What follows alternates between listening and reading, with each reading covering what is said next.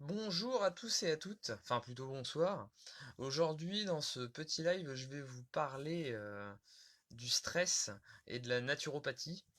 Donc là, en ce moment, avec cette période de confinement qui est assez difficile pour tout le monde, du coup, j'ai trouvé important de parler de ce sujet du stress qui touche beaucoup de gens.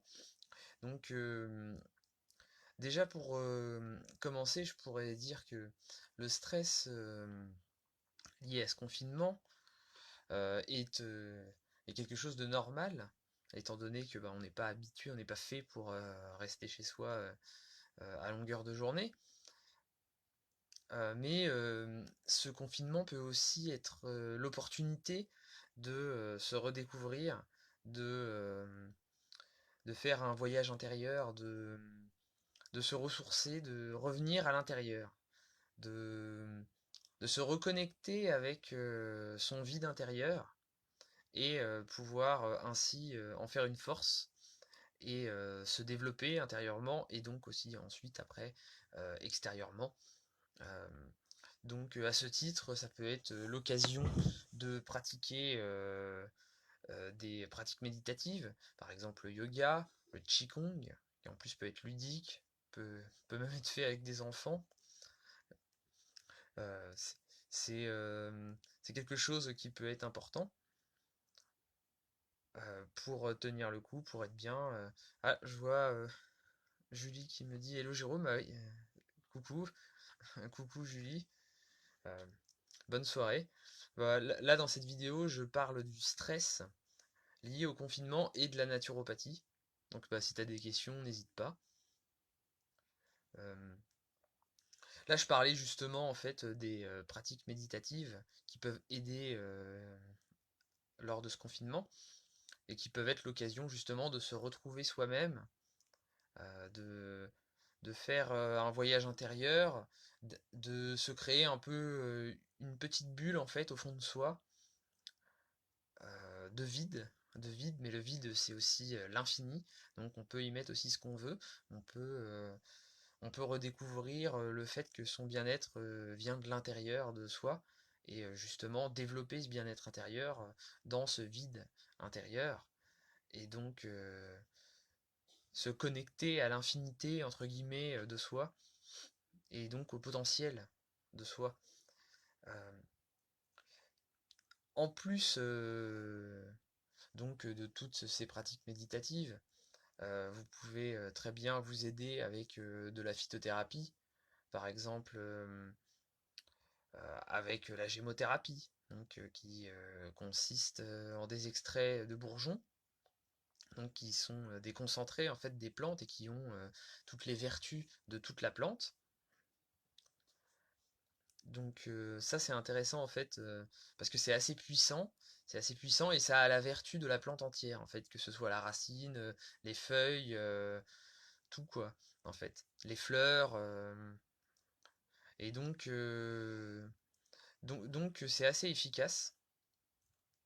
Donc par exemple pour la gémothérapie, au niveau du stress, vous pouvez avoir le bourgeon de figuier qui est un régulateur émotionnel, qui va être un petit peu sédatif mais léger, qui va travailler sur plusieurs plans.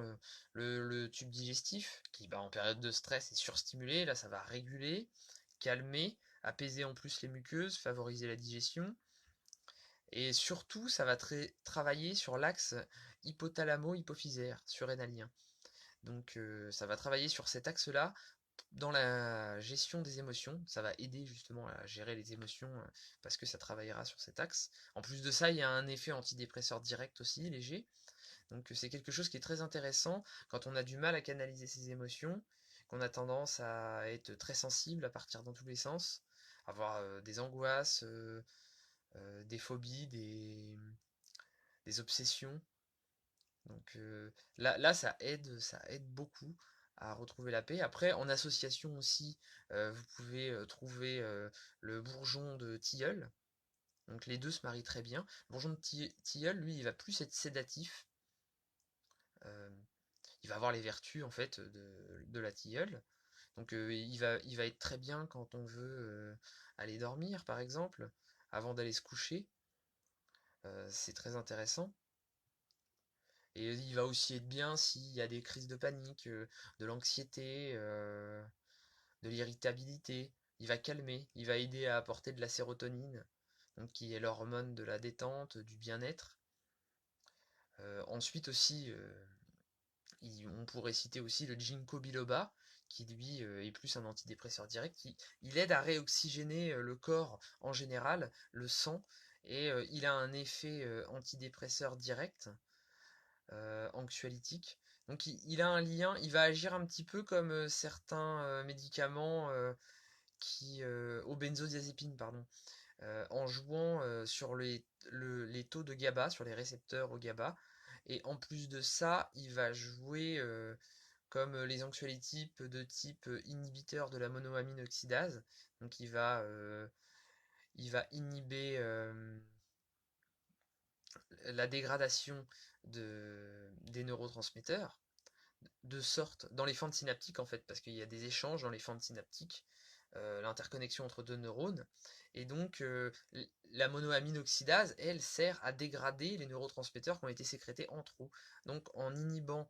Ah, je vois Sophie qui nous fait coucou, bah coucou Sophie, bonsoir à toi.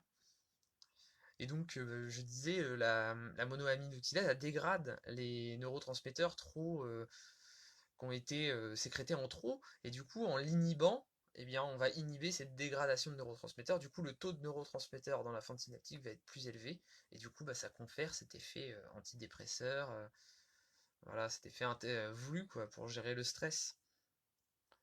Et voilà, pour la gémothérapie, c'est à peu près tout ce que je vais vous dire là dans cette vidéo. Je vais passer en revue un petit peu toutes les choses qui peuvent être mises en place pour gérer le stress. Et après, je prendrai vidéo par vidéo pour spécifier plus en détail les vertus de chaque chose. Là maintenant, je vais vous parler de l'aromathérapie qui peut être vraiment très intéressant de plusieurs façons pour lutter contre le stress. Donc premièrement, en olfaction.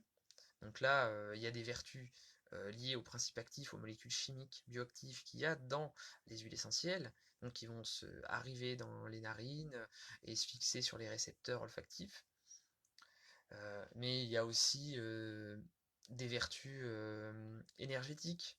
Donc là, il y a peu de documentation vraiment fiable, mais après, bon, tout le monde peut se fier à son propre ressenti. Donc ça, je vous en parlerai dans une vidéo dédiée aussi plus tard.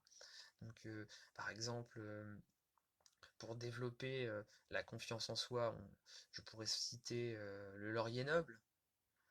Pour le côté dépression pure, là, la verveine exotique, enfin, ou tous les types de verveine même, hein. Là, c'est vraiment l'huile essentielle de référence en olfaction pour le côté antidépresseur. Je vois Titiana qui nous dit un petit bonsoir, ici il est minuit, je reste pas longtemps. Ah, il n'y a pas tout le message entier d'afficher. Bravo, je remercie. Ah bah merci. Bonsoir à toi aussi. Et n'hésite pas si tu as des questions, si tu veux, enfin si tu as des questions particulières, là je pourrais te répondre. Surtout si tu pars bientôt. En tout cas, bah, bonne nuit hein, si tu pars euh, après. Euh, donc voilà, pour le côté dépression, la verveine exotique, c'est vraiment la référence. Après, il y a le côté aussi aller de l'avant en fait avec cette huile essentielle là. Elle aide à redonner l'envie d'avoir envie. C'est ça un petit peu le but de cette huile essentielle là au niveau énergétique. Bah, elle a un petit côté enthousiasmant, stimulant, mais elle va pas écraser, c'est pas un côté stimulant, écrasant. Euh, Ça aide à avoir de la légèreté, à aller de l'avant avec légèreté. Donc ça, c'est quand même quelque chose de très appréciable, surtout quand on est en dépression, on n'a plus envie de rien faire. Donc voilà, là, ça va vraiment être l'huile essentielle de référence. Sinon, après, il y a la marjolaine à coquille, qui est vraiment aussi très bien aussi. Elle va plus être dans le côté décontractant, apaisement.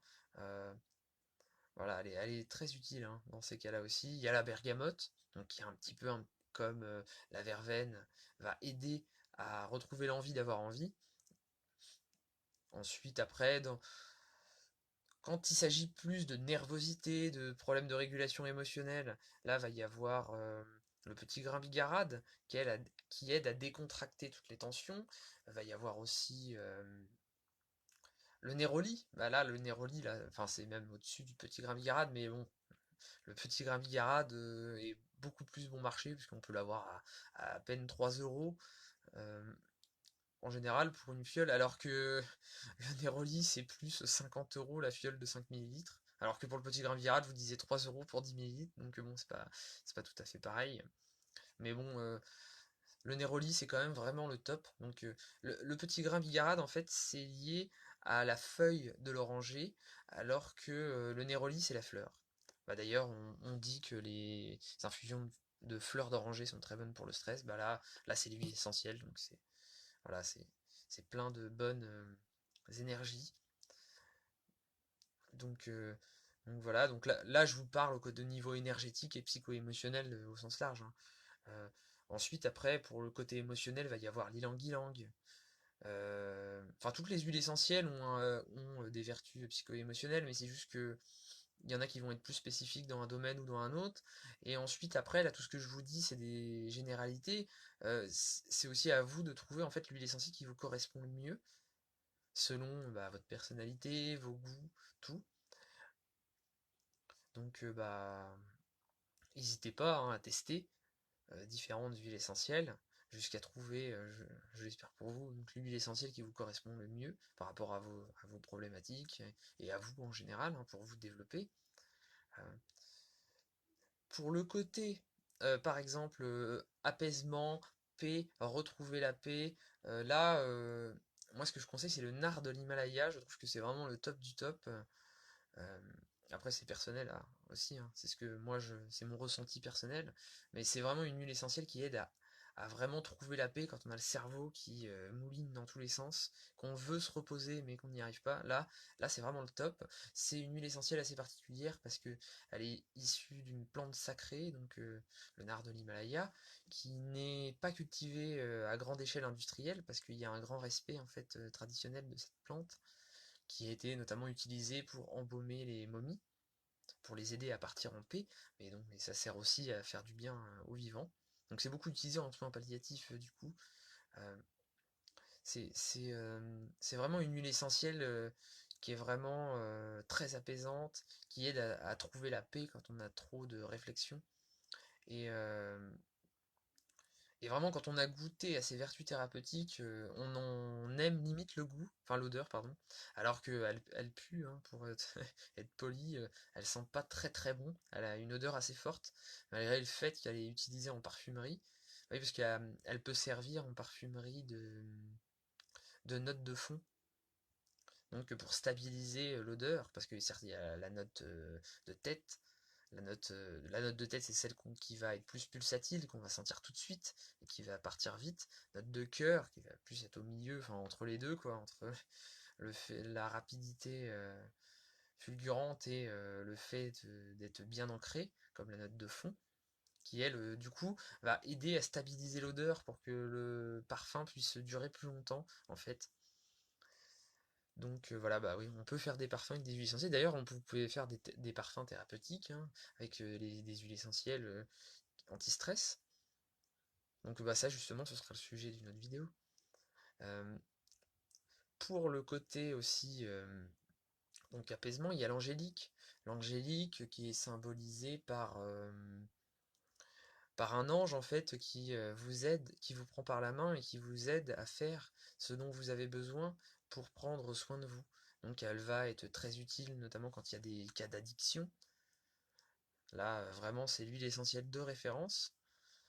Ensuite, je sais plus si je l'ai dit, mais pour la gestion des émotions, il y a l'ilang-ilang. Pour les problèmes d'estime de soi, il va y avoir le géranium rosa.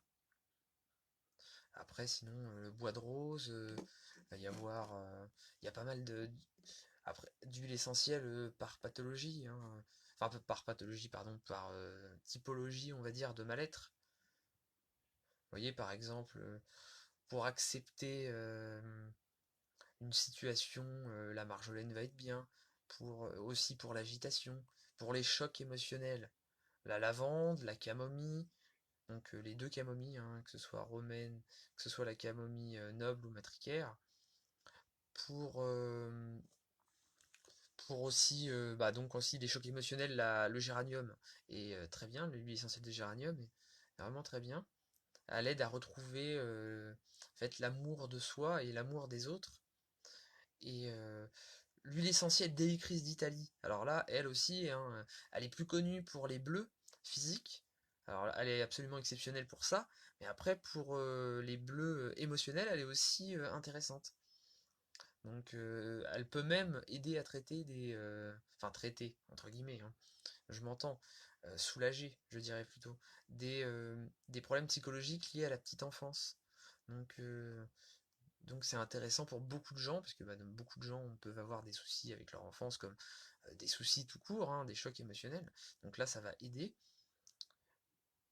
Après, par exemple, pour l'apathie physique, intellectuelle profonde, l'amande poivrée, le citron, un petit peu comme la verveine citronnée, la bergamote, il aide à retrouver la joie de vivre. Euh, la co- le citron, particulièrement au niveau énergétique, il va aider à centrer ses paroles pour avoir des bonnes paroles claires, concises, bien.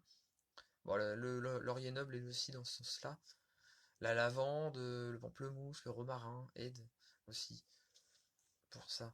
Pour ce qui va être de la colère, par exemple, la bergamote, la camomille, le cyprès, la menthe poivrée, l'ilang-ilang. Pour les crises de panique, la sauge sclarée, euh, l'ilang-ilang aussi. Voilà, après je vais pas tous vous les dire, mais ça pourrait faire l'objet d'une prochaine vidéo. Mais voilà, pour vous dire que voilà, déjà en olfaction, il y a déjà beaucoup à tirer des huiles essentielles. Après, vous pouvez aussi les prendre en interne pour certaines. Donc là, je vais pas faire la liste non plus parce qu'il y a vraiment une liste énorme d'huiles essentielles, d'interactions possibles avec des pathologies, des médicaments. Donc voilà, je réserve, je vais pas en parler. Même, je pense que je développerai le sujet plutôt dans une autre vidéo. Voilà, après, je peux vous parler aussi des hydrolats. Les hydrolats, donc en fait, c'est l'eau qui résulte de la création de l'huile essentielle. Savoir que quand on crée une huile essentielle, les huiles essentielles sont créées avec de la vapeur d'eau, à partir qui était en contact avant avec la plante, et qui transite donc dans un appareil. Ensuite, les huiles essentielles et l'eau sont séparées, donc par un mécanisme propre à la machine en question, en fait, qui sert à distiller les huiles essentielles. Et l'hydrolat, en fait, c'est l'eau qui reste en fait de la création de l'huile essentielle. L'eau et l'huile essentielle sont séparées, donc l'hydrolat c'est l'eau qui reste. Avant c'était jeté jusqu'à un moment où quelqu'un s'est aperçu que ça avait des propriétés et donc ça a été utilisé. Et donc ça va plus être les molécules hydrosolubles alors que dans les huiles essentielles il y a plus les molécules liposolubles. Les hydrolats ont beaucoup moins de contre-indications, donc ça c'est intéressant. Euh, Ça veut pas forcément dire qu'ils sont moins puissants. Ils sont moins puissants les trois quarts du temps, mais des fois il peut s'avérer qu'ils soient plus puissants. Par exemple, l'hydrolat de cannelle va être plus puissant en tant qu'anti-infectieux que l'huile essentielle de cannelle. Pourquoi? Parce que le cinnamaldéhyde notamment, qui est la molécule phare en fait de la cannelle, va être plus hydrosoluble que liposoluble.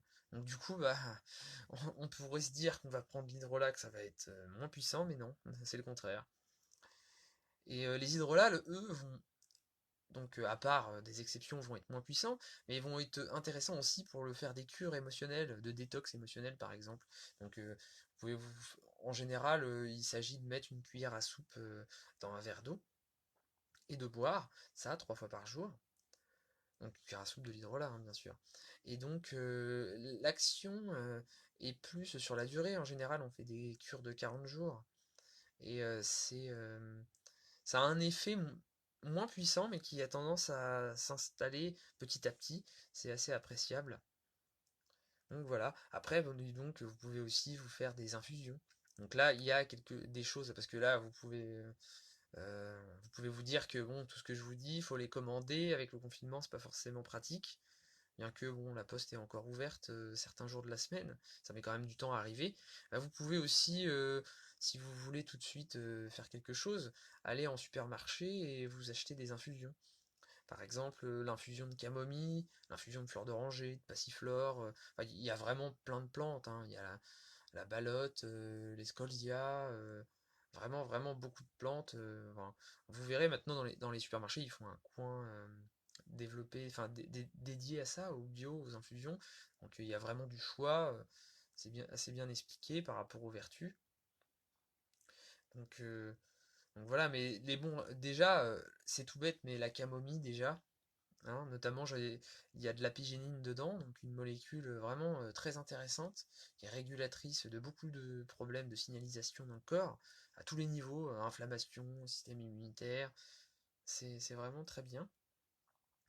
Sinon aussi, vous pouvez prendre des gélules de plantes, de poudre de plantes. Donc, là, par contre, au supermarché, ça va pas trop être possible. Donc, euh, donc voilà, mais bon, après, bah là aussi, ça peut faire l'objet d'une vidéo future hein, dédiée directement à ça. C'est un sujet assez complexe, hein. Il y a beaucoup de plantes qui sont donc anti-stress.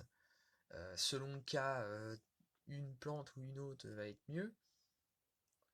Voilà, la plus puissante étant, enfin la plus puissante entre guillemets en tant que sédative, hein, ça va être la valériane, mais bon, à utiliser avec précaution, parce qu'à à long terme, elle peut avoir les effets inverses.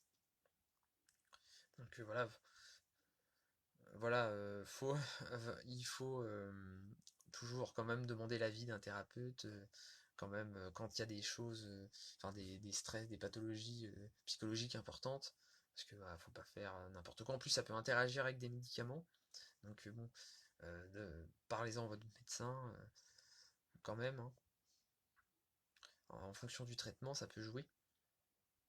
Euh, Ensuite, sinon aussi, il y a l'alimentation. Alors là, bon, c'est sûr que ça va pas être direct comme effet, mais c'est sûrement la chose la plus puissante, hein, parce que c'est les effets d'une bonne alimentation vont être durables sur l'organisme. Ça va s'imprégner en profondeur. Donc là, c'est vraiment le top, hein. Là, tout ce que je vous ai dit avant, c'est surtout des remèdes d'urgence. Bon, sauf pour la méditation, où là, bon, ça va être à la fois d'urgence et à la fois en prévention et sur la durée. Mais, euh, mais voilà, l'alimentation, c'est quand même quelque chose qui fait partie de la base. Et même ce qui fait encore plus partie de la base, c'est l'étude de la vitalité de tout le corps. Donc la naturopathie globalement est dédiée à ça. C'est-à-dire que voir les points faibles, les points forts. Selon les points faibles, au niveau énergétique, il y a des significations différentes. Par exemple, le foie va plus être associé à de la colère. euh, En général, ce qui va être pancréas, foie, vésicule biliaire, ça va être lié à de la colère, de la rancœur, des choses comme ça. Donc, selon en fait votre corps, enfin l'état de la vitalité de votre corps au sens large et de vos organes après plus particulièrement quand on regarde dans le détail, parce que quand on fait une consultation de naturopathie, on regarde l'interaction entre tout, entre le corps, entre l'esprit et même entre chaque organe entre eux. Et ça, c'est très important parce que, bah, en fait, en tant que naturopathe, moi, quand je fais une consultation, j'essaie de jouer un petit peu au petit détective pour voir l'origine des problèmes. Voilà, je fais pas de diagnostic, évidemment, j'ai pas le droit, mais j'essaye de voir les causes éventuelles au niveau psychologique, au niveau les causes aussi qui peuvent être enfin les conséquences pardon qu'il y a à retardement et donc les causes, toutes les causes reliées qu'il y a pu y avoir en fait de manière à trouver l'origine des problèmes. Parce qu'en fait, dans la naturopathie, il s'agit surtout de travailler sur les fondations, de travailler sur la cause des causes, de telle sorte que le symptôme, les symptômes s'éliminent d'eux-mêmes et qui n'ont plus de raison d'être en fait. C'est ça la base de la base. Et donc, après, évidemment que ponctuellement, quand il y a un souci, on peut utiliser des traitements symptomatiques. Mais la base de la base, c'est quand même de travailler justement sur la base. Donc voilà, là, je vous ai fait un petit tour d'horizon sur le stress et sur la naturopathie. Donc n'hésitez pas si vous avez des envies pour les futures vidéos que je vais réaliser. Je ne sais pas encore quand je ferai la prochaine vidéo, mais normalement je vais faire une vidéo tous les 2 jours. Donc bah, je vous tiendrai au courant par rapport à ça. Et n'hésitez pas à me suggérer des sujets de vidéo si vous avez des envies particulières, de me suggérer des horaires même, carrément. Donc voilà, je vous souhaite une très bonne soirée et de d'être en forme et avec un esprit sain dans un corps sain. Voilà. Donc bonne soirée et à bientôt. Au revoir.